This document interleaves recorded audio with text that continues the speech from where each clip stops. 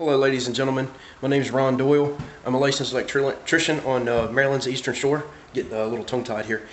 This little video is how to demonstrate wiring up a panel in a neat and workman-like fashion. To try to be as neat as possible. The inspectors see that it's a good thing, and a lot of inspectors, once they see your work once or twice, they don't have a tendency to scrutinize your work. So I got a workstation set up here in front of this 3060 square D home line panel, and right now this panel is set up to where the power's on right now, and Delmarva Power has already hooked their meter socket up to the outside, so it is hot, and right now it was approved as temporary power. So once I get all the wires tied in, all the breakers tied in, and full electrical inspection on this house is done, they'll deem it permanent and send a permanent cutting card in to Delmarva Power, and it'll be live and active all the time, as long as the customer pays the bill, of course. But here's my workstation set up. I've got my 4-foot Warner ladder with the tough built lock-on stuff.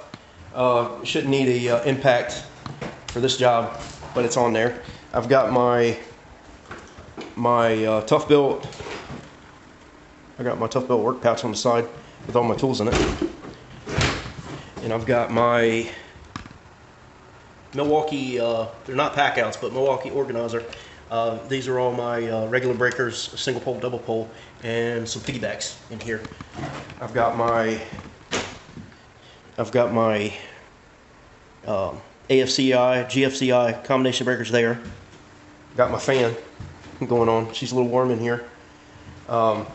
This is a new electrical panel. The painters, I usually leave the cover panel box at the job site, but the painters choose not to use it. So this brand new panel has got overspray and looks fairly used. Sad to say. I got my wire box for scraps. I got my trash box. Got my wire nut bag here, light if I need it. So I'm gonna get you set up on this ladder, and first order of business is stripping out these wires and getting them ready. Hopefully this will stay there. So we're gonna turn the power off. Already done it. We're gonna turn the power off. We're gonna cut these zip ties and drop them down on the floor, because I'm gonna be able to use these over when I tie my grounds and my neutrals back in here.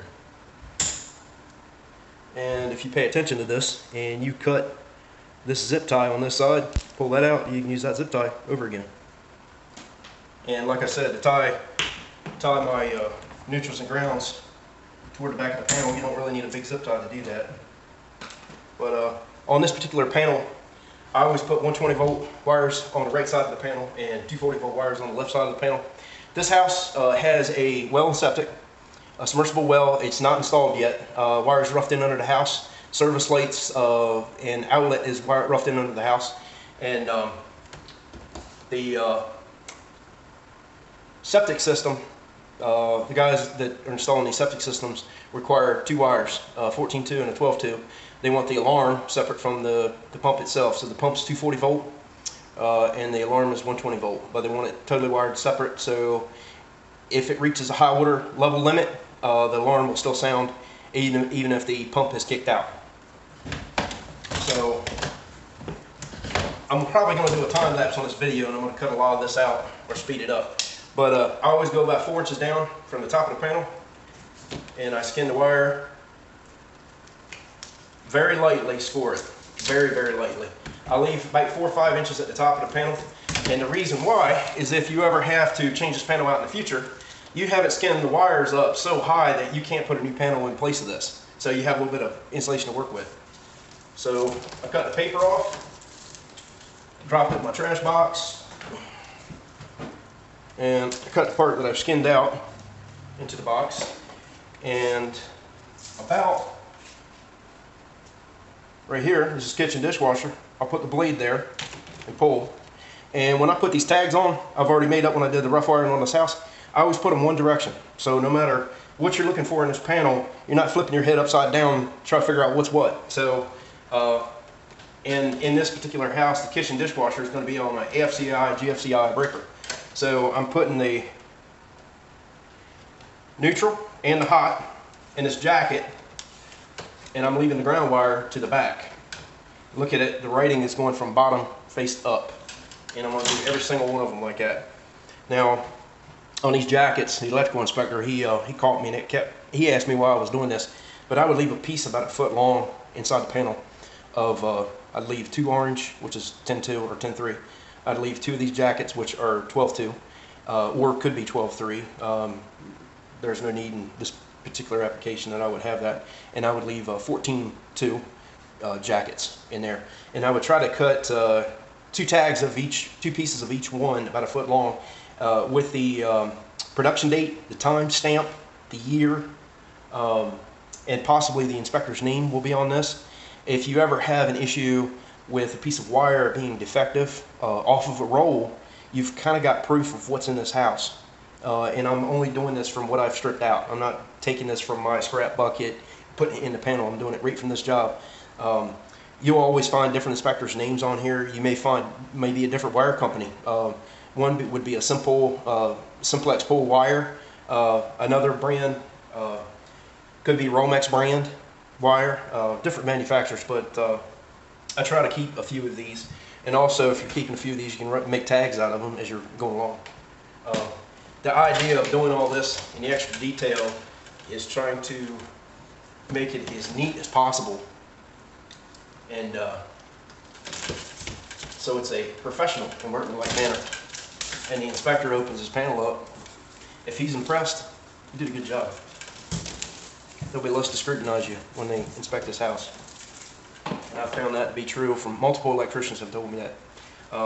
The gentleman that taught me was a really good friend of mine, and I hate to say it, he's a good guy, but he was sloppy. And I would watch him do a panel, and he'd get done. I'd take some stuff and I'd clean it. I'd change some stuff up, clean it up a little bit after he got done. If that says anything. I don't think he ever caught on that I was doing that, but I had to. It was too sloppy. Too sloppy for me. So this is the smoke detector wire, and this county, I do houses in 4 counties. We are technically borderline of Somerset. This house is in Somerset, but it borders Somerset and Worcester County. And the requirements for Somerset County smoke detectors is different than Worcester County. Worcester County wants it tied into the sprinkler system, and Somerset County does not. So you have to know what county and local ordinance and who wants what to make this legit. And following the national NEC electric code also is a must if you're going to do this right. And if apprentice electricians are watching this,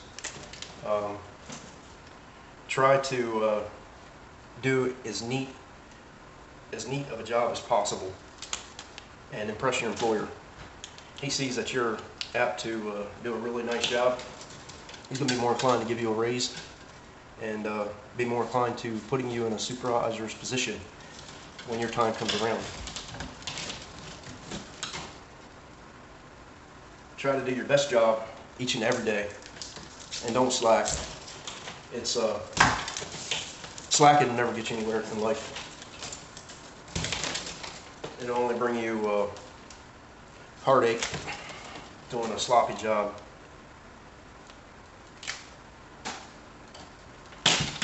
I'm doing a house as I would want it done at my own house. To be proud enough to say I put my name on it. So,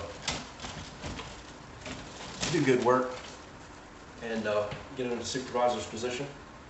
Stay with your employer.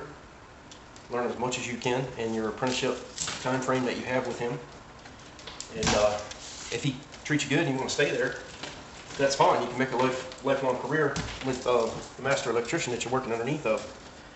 If not, and you all see that you need to, part ways, learn as much as you can from him. Use it, take it to your advantage, and start your own business. Start talking to entrepreneurs that own their own business, and find the ins and the outs of starting a business if that's the way you want to go. If you have leadership skills and you feel that you're being led that way, but I can tell you, being self-employed, it's got good and bad moments. Just so happens that I'm fortunate enough to work for a really good contractor that's been giving me consistent work for the period of 2.5 years, and I don't see any slowdown happening anytime soon. It's go, go, go. I'm a one-man show. He hires another electrician when I can't keep up, and that does happen because at certain points he'll have 2 houses at one time.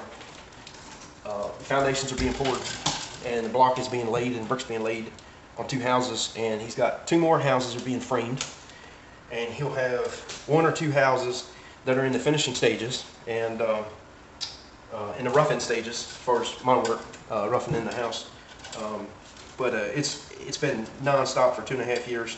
I contribute to our past president, Donald Trump.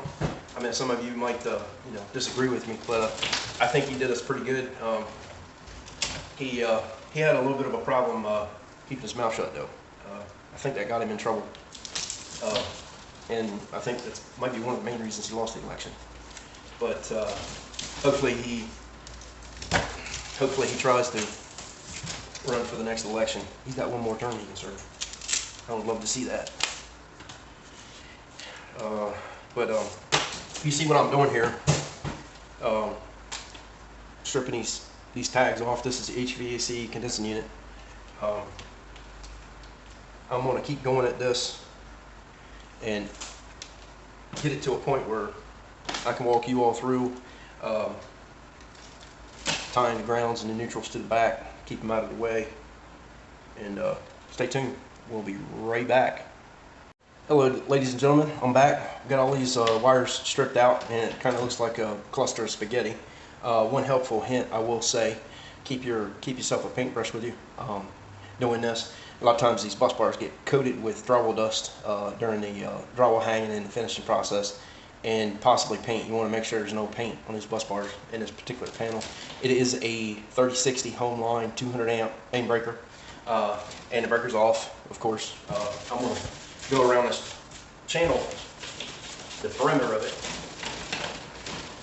where the sheetrock butts up to the panel, and I'm going to brush that out. And then across the bus bars. And make sure that the bus bars are off, and the main breaker's off before you do this. We don't need anybody getting lit up.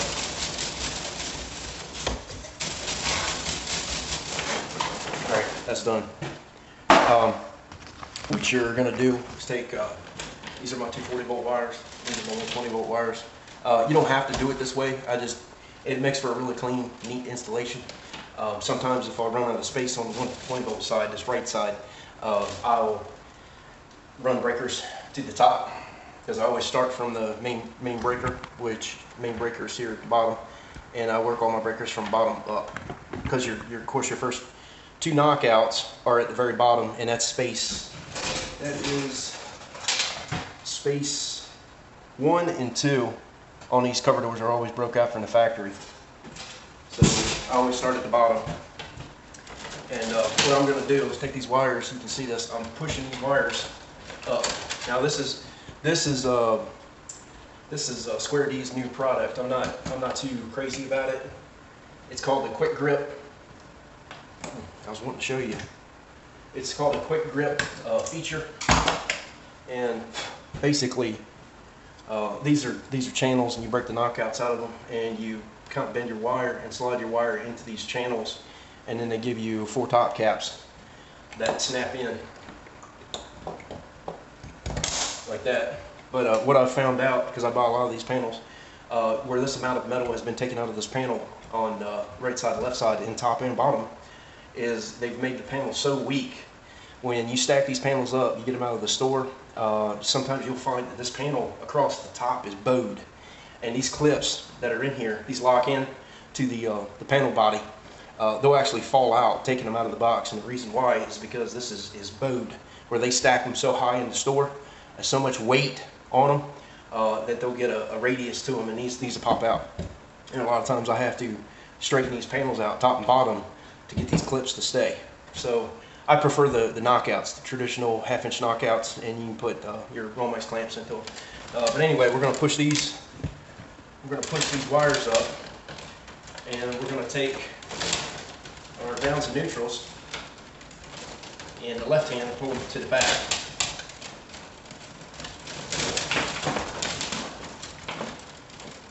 So all grounds and neutrals, pull them to the back, and then all your double leg hot wires are going to be pulled to the front. So, and I told you to save these zip ties. You don't have to save them, you can use new ones if you want, they don't cost that much. Take these zip ties, place a couple zip ties over these, and slide it up. You take your cutters, side cutters, some people call them dikes. They've got like a little camber to them, great for pulling staples out. Trim those little tails off, trim them off square. If you don't trim them off square, if somebody's not paying attention, you cut them on an angle, those things actually cut you pretty bad, or stab you, and neither one of those feel good. So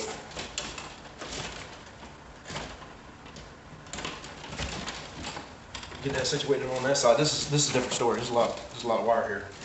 So what we're going to do, I've got them. I know if they're arc fault or arc fault GFI, or if they're going to be regular breaker. And in this particular house, the only regular 120 volt single pole breakers that we have that we're installing is on the alarm pump.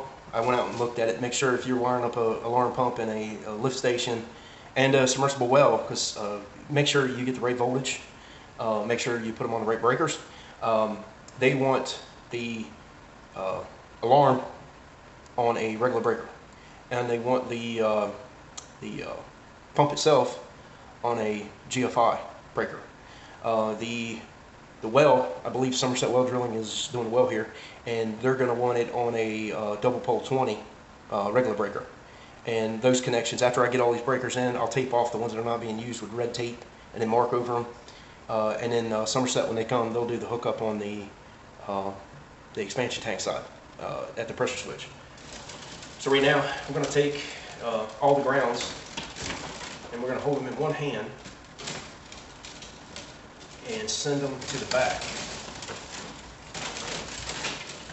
And try not to get this too clustered. So pay attention to your wires are actually coming down, and try to keep them in that same order. And then push your grounds to the back. The bathroom is the one that's going to be on a regular breaker. And that should be this wire right here. So we're going to push this neutral to the back. And yes, this looks like a pile of spaghetti.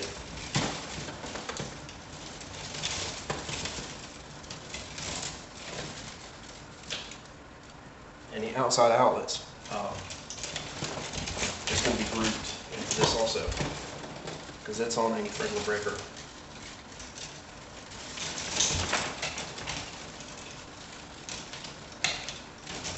Now, while bonding these to the neutral ground bar, this is considered the main panel, so all the neutrals and the grounds will be bonded to the same bar. And this is a lock-on, square D's lock-on feature. So you can actually use breakers that are lock-on, so you don't have to have AFCI, GFCI with pigtails. But due to the COVID shortages and everybody's behind on production, I am going to be putting in pigtail breakers in this lock-on panel. And I hate to say it, they don't have them. They don't have enough of them to meet the supply and the demand. So, you know, just it is what it is. Hopefully we get out of this this period. Now, paying attention to what I just did, I did not twist any of these grounds or neutrals together. And there's a reason why I did that, which you're going to see in a minute. Now, not twisting these together, you're able to take these wires at the top and coach them to that corner inside this panel. Because you need to have room all the way up this panel for these combination arc fault GFI breakers. And you want to make sure, because let me give you a little demo of what I'm talking about. So, I'm got a regular breaker. Regular breakers don't take up much room compared to an arc fault breaker. It takes up a lot more fill in the cabinet. And this is one with the pigtail, and that's one without a pigtail. So you kind of see the difference of how much more fill these add to the cabinet. And you want to try to get your wires as tight as possible in case you have to place these arc fault GFIs to the top. And if your wires are in the way, these won't lock in because you'll have wire there. So that's why you need to pay attention to get these wires tight to this side of the cabinet as possible. I use zip ties on my neutrals and grounds, and then after I get all my breakers in, I use zip ties on the hot wires, but don't tie them tight. You're tying them to group them, to cluster them together, but not in a tight fashion. And it also keeps your wires from rubbing these screws that come through for the panel door. It sets the wires back a little bit so that screw is not constantly rubbing on one of those wires as it's being used. You don't want that. And the screws that you use for the panel doors, this is actually code. It has to be compliant to the panel you're putting in. You can't just, oh, you lose a screw and stick a drywall screw in it to hold the panel door on. That don't work. That'll get you in trouble and burn somebody's house down. So don't do that. So get these wires. I've already got one zip tie on it. Get these wires. Try not to kink them. Radiuses are much better than kinks. So push these wires up into that corner. Now that I got one zip tie on it, I'm gonna put another zip tie on it. China plastic, gotta love it. Tastes like crap.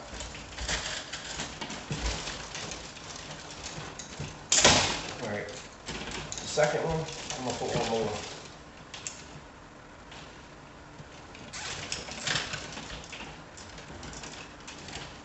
All right, so we got this on. Next step, I'm gonna plunk these off one by one. I'm grouping, the neutrals have to be one neutral per screw. All right, you can't group two neutrals under one screw terminal. So we're gonna go down, and we are going to, I'm gonna bring you in a little closer. All right, as I come down with this cluster of wire, I'm going to take and use my finger to bend a radius, not a tight bend, but a radius over to this. Now holding this consecutively to this, I'm going to keep my thumb, or my finger, pointer finger, right where I want to cut it, which is right there. So I'm going to put you right back so I can keep working. I don't have a camera guy, I'm sorry. But I'm going to cut it there. I'm going to throw that in my wire box. And I'm going to strip about an inch on that wire, and I'm going to place it under a screw terminal, and we're going to tighten it up.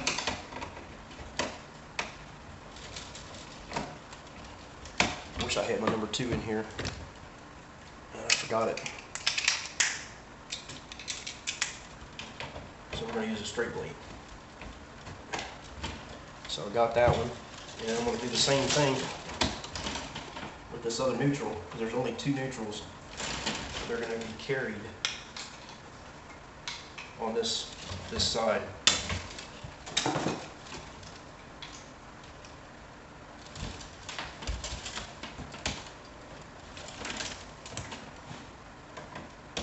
Now when you do your grounds can be grouped 2 to a screw terminal.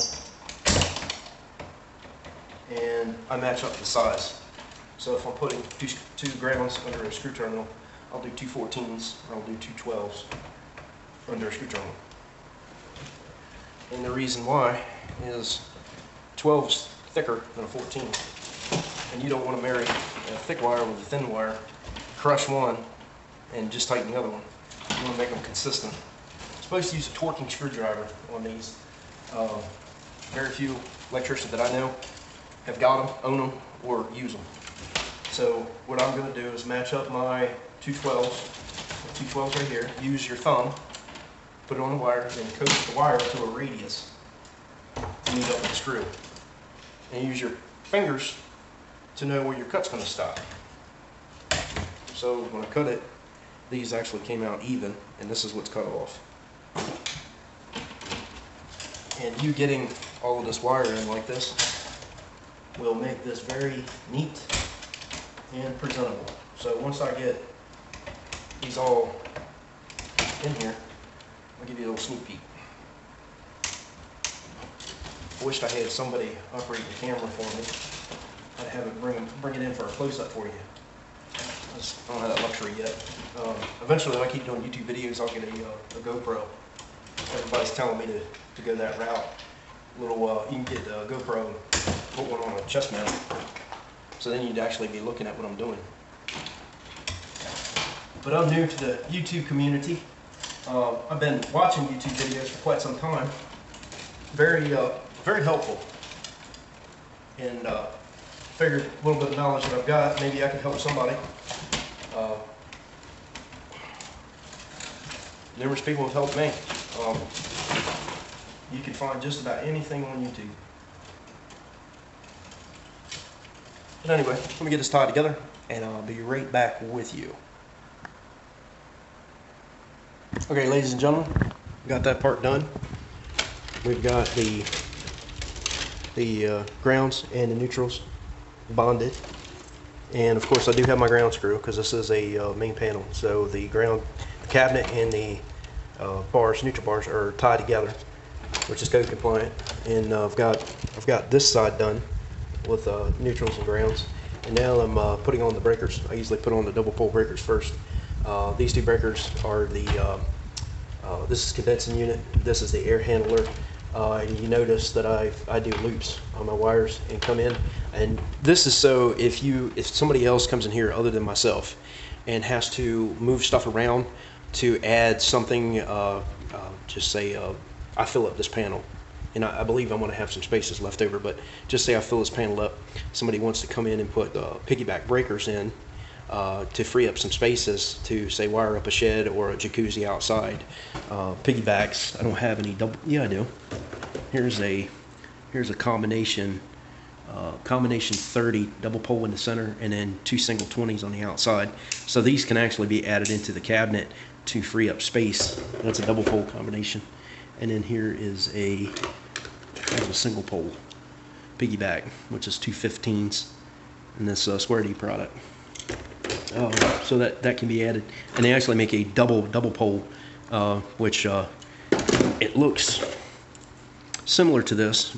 See, this is double pole in the center, but on a piggyback, a tandem double pole, they'll have these two outer handles tied together with an aluminum clip that goes around the perimeter, so it would make two double pole breakers into a two-space spot.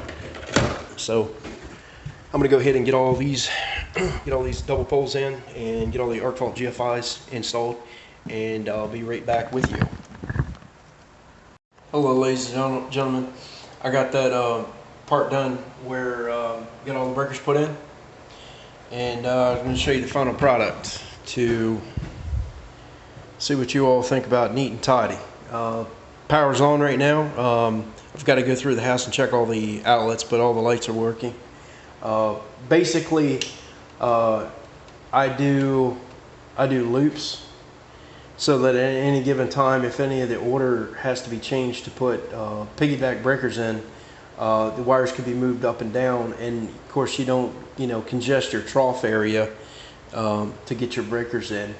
So I'm only missing two breakers to complete this whole panel install, which is the sewage pump breaker and the sewage pump alarm. The alarm that's outside on the pedestal. It's only two things that I have to come back for. Everything else is installed, but basically you can see the fashion of all my loops. It keeps everything nice and neat. If you do radiuses, you don't you want to, if you do bends, you want to do radiuses, not making them too tight. If you're wiring, if you're using the white wire over Romex and the NM wire, you need to re-identify it with either black tape, red tape, or black or red marker is approved. And you can see that I've got some black marker on mine, re-identifying that it's a hot leg. And basically this video is to give you all an insight and a few pointers on how to make things more neat and tidy in electrical panel. Hopefully this is help to you all. Hopefully it's a help to journeymen that are wanting to become masters. If you all like this video, give me a thumbs up, share, subscribe. Greatly appreciate it. God bless, and you all have a wonderful day.